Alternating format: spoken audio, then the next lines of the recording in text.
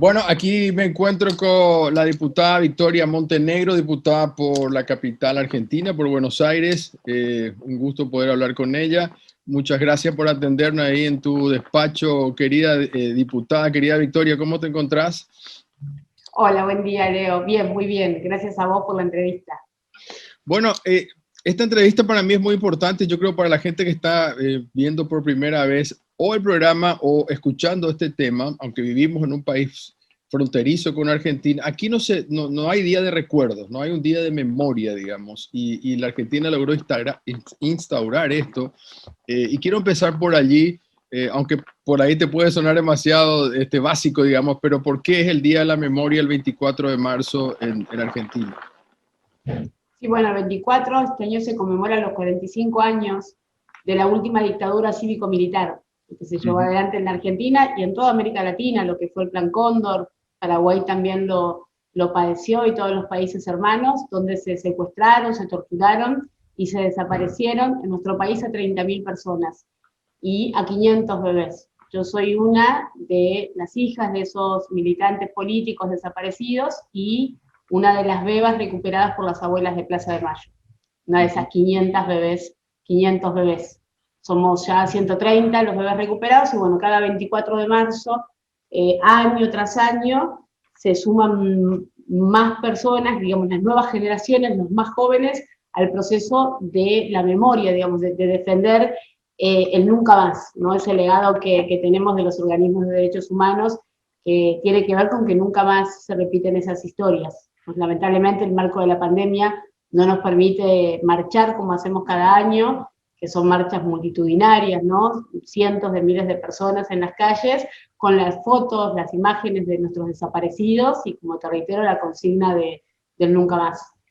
Claro, en nuestros países en dictadura, incluso como vos mencionaste, el Plan Cóndor, eh, tenía algunas cosas parecidas, pero otras no. Por ejemplo, aquí no hay muchos casos de desapariciones, digamos así, registradas como en Argentina. Acá hay algún que otro caso, eh, por ejemplo, con algunas comunidades indígenas. La comunidad Che es una comunidad indígena que donde fueron, mataban a algunos padres de esta comunidad y se llevaban a los niños, a las niñas. Acá hay un término que se llama criadita, que las llevaban una especie entre niñera, chiquitita. A veces se terminaba convirtiendo en una adopción también ilegal, pero nosotros no tuvimos lo que tuvieron en Argentina. Por eso a mí me parece muy interesante poder charlar sobre tu experiencia. ¿Hay algo relacionado con indígenas, sabes, Victoria, en Argentina? Si también hubo casos así. Mira, hay quizás en el norte del país sí alguna cuestión, pero no tan particular como lo que vos planteás en Paraguay, digamos, la persecución en Argentina, previo de hecho al 24 de marzo, donde comienza eh, el operativo Independencia en el norte de nuestro país. Ahí es donde mi familia, mi abuela materna y una de mis tías es secuestrada, pero después a partir del 24 ya se legaliza Uh -huh. eh, la persecución sistemática, y tenía que ver principalmente con organizaciones políticas, con Montoneros, el Ejército Revolucionario del Pueblo, y lo que fue ese plan sistemático de secuestro, tormento y desaparición forzada. Digo, previamente ya se venía organizando lo que iban a ser los centros clandestinos, ¿no? En los cuarteles, bueno, Campo de Mayo, la Exesma y tantos otros espacios que sirvieron para el secuestro de esos compañeros, pero estaba abocada principalmente a la desaparición de militantes políticos. Uh -huh. Claro, lo que ellos decían, sí, perdón, lo que ellos llamaban la subversión, digamos, y con eso se buscaba cualquier excusa. Incluso podía ser una persona, acá pasaba, ¿no? Sencillamente tenía un libro sobre, no sé, sobre Marx y podía ya ser tratado comunista, llevado a ser torturado, digamos. En el caso de Argentina, bueno, sí habían algunos grupos que se estaban armando para resistir, para defender, y por otro lado, también existen estos casos de sencillamente por pensar distinto ideológicamente te pueden matar, tirar o secuestrar. Sí, bueno, por ejemplo, en el caso de mis papás, ellos eran muy jovencitos cuando comienzan su militancia, eran adolescentes, eran del Ejército Revolucionario del Pueblo y comienzan, sí, alfabetizando a las comunidades, digo, que eran quienes trabajaban casi en situación, bueno, mi abuelo materno trabajaba para las plantaciones casi en situación de esclavitud. Entonces, ¿qué es lo que pasó con esa generación de mis viejos, por ejemplo?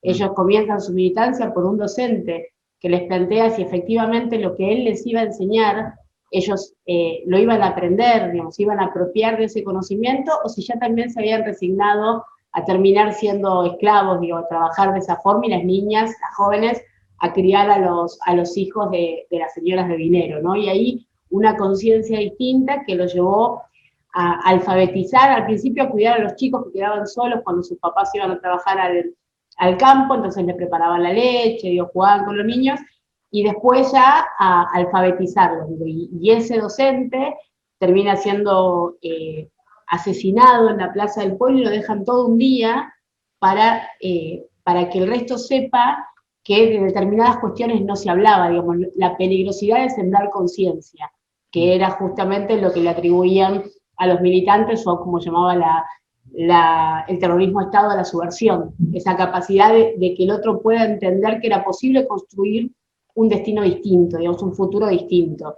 Por eso, bueno, yo en mi caso fui apropiada, y mi apropiador siempre decía que a los subversivos había que desaparecerlos porque su mayor peligrosidad era su capacidad de contagio, eso de contagiar conciencia. Bueno, lo que nosotros queremos es contagiar memoria, ¿no? Porque de eso se trata, y de eso se trata también cuando te preguntamos o te preguntan, leí muchos reportajes a ti que te hicieron sobre tu caso personal, que obviamente yo me imagino siempre puede ser doloroso recordar, pero también es importante, por eso se instituye un día de la memoria, ¿no? Para que haya memoria sobre los hechos y que se sepan y que estos no son cuentos y que le han pasado a personas de carne y huesos reales como la que tengo aquí enfrente, dividida en la pantalla, ¿no? Desde Argentina. Naciste como Victoria, digamos, no tenía conciencia todavía que te llamaba, porque nadie sabe cómo se llama cuando es tan chiquito, ¿no? Solamente Díaz. Y cuando te diste cuenta realmente ya no eras Victoria, sino que eras María Sol, digamos, ¿no? ¿No puedes contar cómo fue eso? Sí, bueno, mi familia materna antes del 76 empieza a ser perseguida, y mis papás eran de Salta, del norte de nuestro país, pasan por Tucumán, vienen a Buenos Aires. Acá en la ciudad de Buenos Aires nací yo el 31 de enero del 76, en el hospital israelita, en el barrio de Flores, en el centro de la ciudad, y a los 13 días ahí mis papás me ponen mi nombre, yo me llamo Hilda Victoria Montenegro. Hilda, si no me equivoco, por la primer compañera que asesinan en los ingenios del norte, Victoria porque ellos decían que la victoria estaba a la vuelta de la esquina. Y bueno, Montenegro, el apellido de mi papá. A los 13 días, en nuestra casa, en la provincia de Buenos Aires, se lleva adelante un operativo del ejército con la policía bonaerense. El operativo estaba a cargo del coronel Germán Tetzlaff, y bueno, a partir de ese día pasamos a estar los tres desaparecidos. Mi papá, Roque Montenegro, con 20 años, mi mamá Hilda Torres con 18 y yo con 13 días. Aparezco a los 25 años como María Sol Tetzlaff Duartes, hija de ese coronel que había sido jefe del operativo, y bueno, a partir de ahí empezar a reordenar mi vida, porque bueno, si bien hubo una causa judicial que empezaron las abuelas cuando yo era muy chiquita, en esos años, cuando hablamos de la dictadura cívico-militar, también denunciamos la complicidad de la justicia. En el caso de mi vida de María Sol,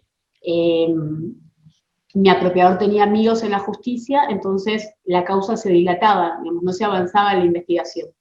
Muchísimos años, muchísimos. Yo era muy chiquita, no me acuerdo si tendría 8, 9 años o menos, la primera vez que voy a un juzgado. Y el juez, yo estaba sentada al costado del despacho, estaba el juez, mi apropiador, y yo sentada al costado, y el juez le le saca una carpeta, la pone arriba de la mesa, y le avisa que las viejas se estaban jodiendo, pero que se quedara tranquilo que él iba a manejar la situación.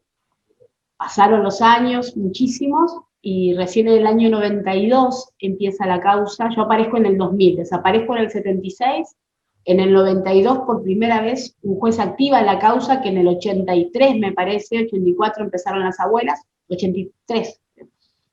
Y en el 92 por primera vez un juez toma la causa y decide avanzar. Ahí me saco sangre y bueno, empieza toda una pelea mía porque, y vos cortame si en algún momento me voy por las ramas, porque es difícil ordenar semejante lío. Yo estaba convencida, absolutamente convencida, de que era hija biológica, hija verdadera de mis apropiadores. Y además estaba convencida de que los desaparecidos no existían, que era todo un tema político, una gran mentira que trataban de instalar, haciéndonos creer que los hijos de los militares podíamos llegar a ser hijos de la subversión. Entonces, durante esos años de la causa, yo solo me resistía para proteger lo que para mí era mi familia. Mi mamá, María del Carmen, y mi papá, Germán Tetzlaff. Nunca dudé que era hija de ellos, biológica. Hasta que, bueno, la causa va avanzando y se confirma en el año 2000. Primero se confirma en el 97 que no soy hija biológica de ellos, y en el año 2000 encuentran, digamos, el banco genético, el banco que se crea gracias a la lucha de las abuelas, que es un banco de sangre donde están la sangre de nuestros abuelos, muchos de ellos ya fallecieron, de nuestros tíos, y es la única que puede comprobar el vínculo biológico de los hijos de desaparecidos con ellos. Y bueno, ahí se confirma que soy Victoria, en agosto del año 2000. Tengo 20 años. Cuando repetís la palabra apropiador, para que quede claro a la gente que nos está viendo y escuchando en la radio, ¿te referías a quién fue tu padre en algún momento o fue tu madre, digamos? Eso es lo que vos creíste, porque desde muy chiquita, como ya explicaste, por días. Yo había notado una frase que te leí en algún reportaje que dijiste que lo bueno mío no lo hizo él, lo tengo en la sangre y es de mis papás. Te referías, no lo hizo él, te referías a quien te apropió, a quien fue tu padre durante prácticamente hasta la adolescencia o hasta la adultez, digamos. Sí, vos sabés que hay todo un tema. Bueno, ustedes quizás lo recuerdan, ¿no? Yo me acuerdo mucho de los mellizos, en su momento los Miara, los hermanos Bianco, que son los Reyerro Tolosa, los Casariego, bueno, Casariego Tato. A veces es bastante complejo sintetizarle, me pasa todo el tiempo con los más jóvenes, ¿no? Contarles esta historia que nos atravesó, que si bien son 45 años, para la historia no es tanto tiempo, y para los procesos personales es complejo. Y explicarles cómo cambia todo cuando hay una política de Estado. Por ejemplo, cuando yo estaba atravesando la causa, se trataba de instalar esta idea de que nos habían criado con el corazón. Y ahí respondiéndote lo que vos planteabas de la diferencia entre los padres del corazón y la apropiación, ¿no? Los padres del corazón, aquellas personas que adoptan, que deciden adoptar un niño y una niña que no tiene familia y darle una familia. En el caso nuestro, nosotros teníamos una familia. Yo tenía mi hogar, yo estaba en mi casa con mi mamá y mi papá. Y Tetzlaff, con su patota, rompe la puerta, nos secuestra, a mí me lleva a una comisaría femenina, mis papás un centro clandestino, y después me hace propia. Después tiene todos los papeles que dicen que yo soy María Sol Tetzlaff Duarte, que en lugar de haber nacido el 31 de enero del 76, nací el 28 de mayo del 76. De hecho, María Sol iba a nacer el 29, que es el Día del Ejército en la Argentina. Entonces, una idea de trasplantarte, por decir de alguna forma, para que seas lo que en realidad nunca vas a ser, porque Tetzlaff es alemán, yo soy morocha, mi papá es salteño, mis papás son salteños, tengo todos los rasgos de mi papá, pero esa idea, en aquellos años donde no se hablaba de la apropiación, esa palabra no se nombraba, en todo caso era la adopción, y se pensaba que lo más sano era no decirle a los niños que eran adoptados, porque era generarles un trauma innecesario, digamos, el rol de la verdad, que en ese tiempo no se cuestionaba. Había una sola verdad que era la que había impuesto la dictadura cívico-militar. Ese proceso fue cambiando con el retorno de la democracia, con la lucha permanente de las madres y las abuelas que decían a esos bebés hay que encontrarlos y hay que decirles la verdad. Esos bebés no pueden crecer en la mentira y con quienes son los responsables de la muerte de sus padres. Pero llevó muchos años hasta que en el año 2003 asume como presidente Néstor Kirchner y hace de esa lucha histórica y de ese reclamo política de Estado. Eso es lo que cambia para siempre, si se quiere, esta discusión. ¿Por qué? Porque antes dependía, te hablo de mí en mi otra vida, ¿no? Bueno, yo soy María Sol, entonces yo cuento que nunca me faltó nada, que me criaron con amor, que fui a escuela privada, que salíamos a cenar afuera todos los días, que mis papás del corazón, esa construcción de papás y del corazón. Cuando comienza en la Argentina el proceso de justicia, empezamos por primera vez en nuestra historia a llamar las cosas por su nombre. No es que no hubo una guerra. Una guerra es una guerra cuando se va adelante entre dos naciones. Hubo una dictadura. No es lo mismo, en todo caso, un militante político que el Estado. No somos pares, digamos. Uno no tiene la misma responsabilidad que el Estado. El Estado tiene una responsabilidad primera y tiene que velar por los derechos. Entonces empezar a ordenar todo eso, que fue el Estado el que secuestró, torturó y desapareció, y se comprobó en la justicia. Entonces, correr a los nietos, a nosotros, de tener que contar que nos criaron con amor, y explicar que la palabra es la apropiación, el delito es la apropiación en el marco de delitos de lesa humanidad. Entonces vos decís, ¿dónde queda el amor? ¿Cómo metés el amor en el marco de crímenes de lesa humanidad? De un plan sistemático de robo de bebés, un Estado que dijo, todos estos tienen que desaparecer, porque son peligrosos, porque contagian, porque generan conciencia y porque a futuro pueden nacer otras generaciones convencidas de que pueden cambiarlo todo. Y por las dudas, sus hijos, que son genéticamente subversivos, que tienen en la sangre el gen que se activa en cualquier momento, vamos a trasplantarlo. Vamos a criarlos nosotros, vamos a formatearlos para que nunca sean ellos mismos. Y para que todo lo que nosotros creemos de esa patria sea como nosotros lo creemos y no como sus padres lo soñaron. Y ahí, este proceso en el que hoy hay justicia, pero todavía hay que explicar esto, la diferencia entre la apropiación, que es un delito de lesa humanidad, y la adopción legal, que es un acto de amor. Son dos cuestiones. Porque por lo que vos explicás, parece como, bueno, recién se habló de guerra, claro que no era una guerra, ellos querían plantear así, ¿no? Para justificar sus actos de terrorismo de Estado. Pero me estaba pensando cuando explicabas lo de la apropiación, que fue algo sistemático, pensado, organizado, no fue a alguien que se le ocurrió por las dudas, voy a salvar realmente a una niña que, bueno, se murieron sus padres y bueno, no me quedó otra y no sé, no le llevé al orfanato y la cuido. No, no es así, era una cosa pensada, sistemática, vamos a ir a robarnos niños y lo que vos explicaste recién, lavar el cerebro, es como decir una limpieza étnica, no así porque no hay, pero era casi como ese concepto de, ocurrió en los Balcanes, ocurrió cuando vinieron los españoles a México y tumbaban su catedral, su templo para hacer la catedral principal, es la apropiación simbólica, ocurre todo el tiempo en las guerras reales, digamos, que uno quiere limpiar, acá también, en la famosa guerra de la Triple Alianza, los brasileros cuando vinieron también de Argentina, en aquella famosa guerra grande, saquearon, violaban mujeres, se las llevaban, se llevaban niños también. Es decir, era una limpieza étnica en realidad. Sí, y también la intención de implantar una identidad y de que si nosotros siempre planteamos que no se trató solo de los 500 bebés.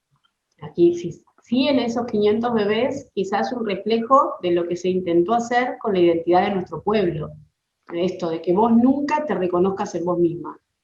Y eso es tremendo, te digo, porque yo tengo mi recuerdo de chiquita, que como toda hija mujer estaba enamorada de mi papá. Imagínate, mi papá, 2 metros, desde que tengo, mi primer recuerdo es a mi cuartel, y vos entras a un cuartel donde a tu papá todo el mundo le hace la veña, donde siempre fue jefe. Entonces esa construcción de mi papá, el superhéroe, rubio y de ojos verdes, y yo todos los días quería parecerme a mi papá, tener algo. Entonces a la tarde siempre me acuerdo que entraba el sol por la ventana del dormitorio de ellos, a eso de las 4:30, y yo iba corriendo y siempre buscaba en el reflejo, ¿viste? Cuando se refleja el sol en el cabello, algún cabello rubio que te darás cuenta que nunca sucedió claramente. Y uno, hoy me río, por supuesto, pero claro, es tremendo cuando vos decís, yo quiero tener algo, porque yo soy hija de mi papá o de mi mamá, y no tengo nada. Y eso también nos lo hicieron a nosotros, ¿no? Esta idea de que lo mejor viene de afuera, de que nuestra identidad no es hermosa, de que no hay nada lindo en nosotros mismos, sino es afuera, es en Estados Unidos, es en Europa, allá está lo mejor, nosotros no. Tenemos que buscar ese reflejo siempre afuera. Creo que parte de eso claramente también tuvo que ver con lo que fue el Plan Cóndor, ¿no? Ese plan perverso que al día de hoy seguimos, y ni hablemos de las consecuencias económicas en nuestro pueblo, en nuestros pueblos. Permitidme una pequeña pausa, Victoria, Sí. breve, y ya volvemos.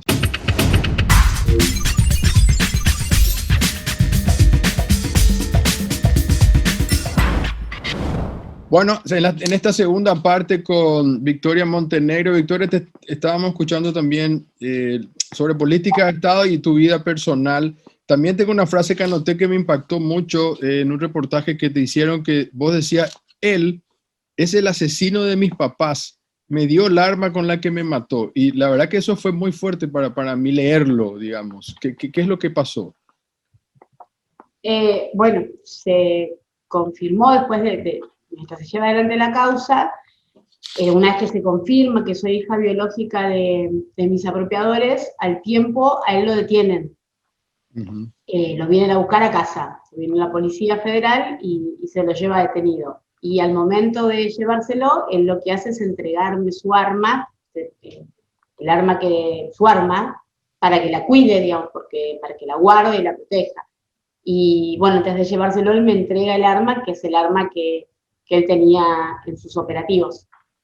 Uh-huh. Bueno, él es el responsable, cuando yo me entero de la verdad, voy a hablar con él y le comento que se confirmó, él estaba durmiendo, estaba recostado en su dormitorio, y yo llego esa tarde, era en agosto, llovía, hacía mucho frío ese día, y le digo que se confirmó que soy hija, que se confirmó el vínculo biológico, ¿no? Que en la causa ya estaba esa confirmación.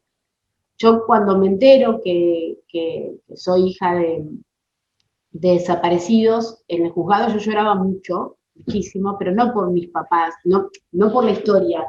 Yo lloraba porque lo primero que pensé, mi papá me va a dejar de querer. Mi papá, que luchó contra la subversión, cuando se confirme que mi sangre está sucia, porque la verdad que lo primero que yo sentí cuando se confirmó fue que mi sangre estaba sucia. Digo, me sentí sucia. Yo dije, mi papá no me va a querer más. Cuando le digo esto, él me acuerdo que suspira, me dice, bueno, gracias a Dios, y me da el nombre de guerra de mi abuela, y me dice que hubo un enfrentamiento, y que, bueno, que en ese enfrentamiento abatieron al enemigo, ¿no? Como que mis papás habían muerto en ese enfrentamiento.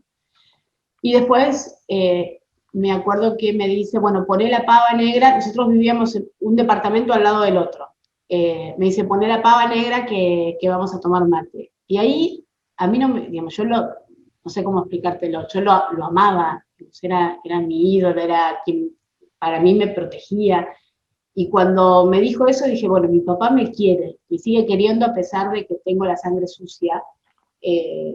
Así que no me importaba nada, solo el sentir que él me seguía queriendo me daba protección. Bueno, hasta que después pude hacer todo el proceso y entender que, bueno, que fue el responsable del operativo. Pensé durante muchos años que fue el responsable directo de la muerte, que mis papás habían muerto esa misma noche, y eso, te digo la verdad, me daba mucha paz. Más allá de todo el horror, digo, ahora, en mi cabeza, en esta teoría de los dos demonios, digo, bueno, una guerra. Mi papá es coronel, mi papá es del Ejército Revolucionario del Pueblo, mis papás se enfrentaron, y bueno, yo quedé sola, y hasta es un acto de amor que me crió. Yo, de hecho, le dije ese día, vos sos como un ángel que tiene la capacidad de criar al hijo del enemigo como propio. Hasta que me entero que no fue así. Muchos años después él ya había fallecido, y en el año 2011 el equipo argentino de antropología forense identifica los restos de mi papá en Colonia, en Uruguay. Mi papá no murió esa noche, fue víctima de los vuelos de la muerte, estuvo secuestrado y torturado en su cuerpo. al haber aparecido en las costas hubo una autopsia que reveló un tormento espeluznante, y bueno, y después arrojaron su cuerpo no, lo arrojaron vivo al Río de la Plata, y ahí le aparece el 17 de mayo del 76 en las costas de Uruguay. Así que muchos años después me enteré que al menos mi papá no murió esa noche, sino que, bueno, que fue víctima de todo esto, y sí sé, porque mi apropiadora me contó, que él me seguía, digamos, y perdón si me pierdo, pero es No, no. difícil ordenarlo. Él, lo que me cuenta mi apropiadora es que él entra a nuestra casa, que hay un enfrentamiento, a mí, yo toda la vida, al día de hoy, sufro de los oídos, porque se me reventaron los tímpanos esa noche, y él le cuenta que me saca de abajo de una mesada, que yo estaba en una cunita, y que tenía los oídos sangrando y que no parpadeaba. La imagen de él es que yo estaba muerta. Y él habla siempre de que yo soy un varón, ¿no? Que había un nene que parecía muerto, y él le va hablando de ese bebé, que el bebé va creciendo, que el bebé va creciendo, hasta que me van a buscar el 28 de mayo del 76, una vez que mis papás ya estaban sin vida. Ellos me retiran de una comisaría de la provincia de Buenos Aires, de la Brigada Femenina de San Martín, y ahí es donde Mari se entera que yo no soy un varón, que soy una nena, y que Germán me quería a mí, porque mi padrino, el padrino de María Sol, que es el jefe, que era el jefe de esa comisaría, le dijo, no, la que quiere Germán es la nena. Ahí había unas monjas que nos cuidaban, y la monja, cuando ellos ingresan, le ofrece al matrimonio Tetzlaff un varón rubio de ojos azules, le dijo que iba más al tono con la pareja. Y ahí Mari me cuenta, para que yo esté orgullosa, me dice, tu papá dijo, la negrita es mi hija y decidió quedarse con vos. Y bueno, y a partir de ahí, el vínculo de la apropiación, y el arma que, bueno, que ya creo que la tiene mi hermana, o no sé qué pasó con esa arma, pero bueno, fue así. Porque muchos chicos jóvenes hoy, o ya incluso que están en política militando, como vos, tuvieron su proceso donde, como explicaste recién, no podían desactivar todavía esa vida, digamos, por todo lo que les implantaron en la cabeza prácticamente, pero llega un momento donde sí se toman conciencia y dicen, no, en realidad nuestros padres no es que eran tan bonitos como nos pintaban, sino que al revés, digamos, en algunos casos ellos eran los que terminaron matándole a otras personas, o sea, eran de ser buenos pasaban a ser malos, digamos, por decir así fácil. Sí, digamos, es muy difícil hacerte cargo de que siempre estuviste del lado equivocado, digamos, porque uno trata siempre de proteger a los propios, a los que uno ama. Entonces mi papá es el bueno y todo lo demás, todos los demás son los malos. Y eso es fácil porque uno quiere, y entonces el vínculo está con quien uno quiere y defiende ideológicamente la guerra, bueno, toda esa formación, pero también hay una cuestión del vínculo que uno va construyendo, porque uno es un ser humano, digo, y ahí es lo más difícil, porque el vínculo que nosotros construimos, digamos, mi amor era genuino, porque para mí ellos eran mis papás, yo nunca mentí, yo amé, ellos me mintieron, y después uno no puede borrarse y reiniciarse de nuevo, y además pensar que a nosotros nos pasa que nuestros papás son muy chiquitos. Pero cuando yo me entero de la verdad, yo estaba casada, tenía mis hijos, y eran más grandes que mis papás. Entonces, tus papás son más grandes que vos. Tus papás no son más chicos que vos. Vos sos hija de dos adolescentes. Hoy mis hijos son más grandes que mis papás cuando desaparecieron. Entonces, no es solamente entender que esas personas no son tus verdaderos padres, que te mintieron, que fueron parte, en mi caso, del secuestro de tus padres, irresponsables de lo que fue el tormento y después la muerte, y que te apropiaron. Sino que además tus papás son muy chiquitos y no están, y no tenés registro más que lo que te van contando de ellos, porque también en esa época no había como ahora grabaciones, fotos a color, digo, yo tengo las dos fotos que tengo, las pocas fotos que tengo de ellos dos son en blanco y negro, no tengo un video, no tengo algo, no tengo un recuerdo de su voz, no tengo un recuerdo de la voz de mi mamá o de mi papá. Entonces Pero ¿te construir sentís en paz, Victoria? ¿Te sentís en paz igual? ¿Ya te sentís en paz, digamos vos? sí, yo no, la verdad que lo que sí, más allá de todo el proceso que es doloroso, siempre, nunca odié, nunca odié. Digo, ordené ese desastre como pude y me hago cargo de las limitaciones también. Si vos me decís, yo odio a Germán, no, yo no lo odio. Digo, sí sé que lo que hizo está mal, sí sé que es un criminal, sí sé que, pero también sé de mis limitaciones, y para eso, digo, y ahí lo más importante es el rol del Estado y la justicia. Pues ya no me corresponde a mí juzgarlo, es la justicia la que condena. Digo, es nuestra responsabilidad para que estas historias no se repitan, es lo que podemos hacer para sumar a poder desnaturalizar ese horror, decir, bueno, no, el corazón no tiene lugar en esto. Digo, estos son Y un delitos rol importantísimo de las madres y las abuelas de Plaza de Mayo, ¿no? Ellas tienen un rol gravitante en todo esto, ¿no? Porque han insistido y han rescatado un montón de jóvenes y uniendo con familias, sus verdaderas familias, digamos, ¿no? No, el rol de las abuelas, vos pensás, el otro día me preguntaban, ¿no? Vos pensás que las abuelas hoy por hoy son las responsables de partos o de nacimientos de bebés de 40 años, de Mm. bebés de más de 40 años. Digo, es esto, vos, a veces cuando a mí me apropiaron, me pusieron otro nombre, un documento legal que decía que yo era María Sol, nunca en la vida se imaginaron que esas mujeres, amas de casa la mayoría, iba a hacer lo que hizo, que iba a recorrer el mundo y que científicos de Estados Unidos, pensando en ella, iban a encontrar la forma de comprobar a través de la sangre ese vínculo. Nunca, no era una opción que la identidad hoy, hablarle a los chicos de que son adoptados, que la identidad sea un derecho de todos los niños del mundo, es el artículo argentino. Es pensando en esas mujeres, en esas abuelas que decían, la identidad es un derecho, porque cuando nosotros nos apropiaron, la identidad no era un derecho para nadie, entonces venían de Europa o de otros países, adoptaban a nuestros niños y ellos nunca iban a saber sus raíces, sus orígenes.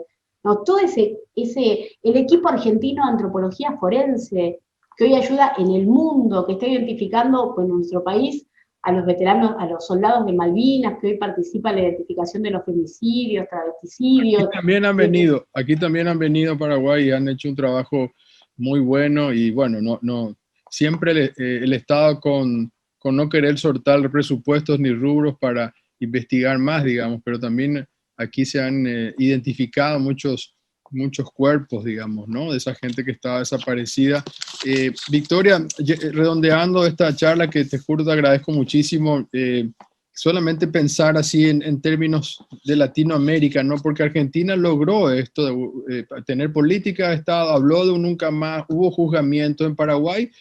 El Partido Colorado de gobierno es el mismo donde estaba Stroessner, digamos, ¿no? O sea, acá no hubo eso. Acá como que todavía no llegamos ni siquiera a esa etapa, ¿no? Y hay casos como Brasil, donde el presidente actual, Bolsonaro, reivindica abiertamente la dictadura, digamos. Entonces lo dice abiertamente. Y en Argentina habrá algunos que están mimetizados en otros partidos, a lo mejor no se expresan de esa manera tan repugnante como lo hace Bolsonaro o aquí algunos, digamos. Entonces nuestra América todavía tiene que revisar mucho. Y tenemos que aprender de Argentina, y tenemos que aprender realmente de Argentina en este sentido.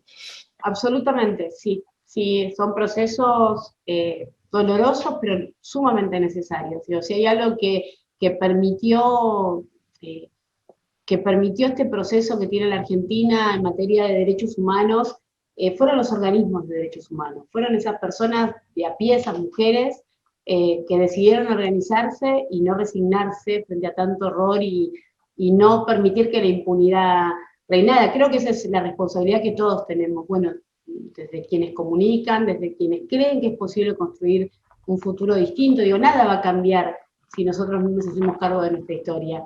Y ahí eso se ve en los pueblos, bueno, basta ver lo que está pasando ahora en Brasil, bueno, obviamente también lo que pasa en Paraguay, lo importante que es poder llamar las cosas por su nombre, ¿no? También en cierta medida en Chile, ¿no? Con la dictadura de Pinochet, pero fíjate que más tarde o más temprano esa resistencia surge, lo vimos con la juventud en Chile, digo, yo soy siempre muy optimista con respecto al rol de la juventud, ¿no? Como fueron nuestros padres en su momento, y esos jóvenes con conciencia, con memoria y con el deseo decidido de transformarlo todo, porque en definitiva fue eso, fue un deseo decidido.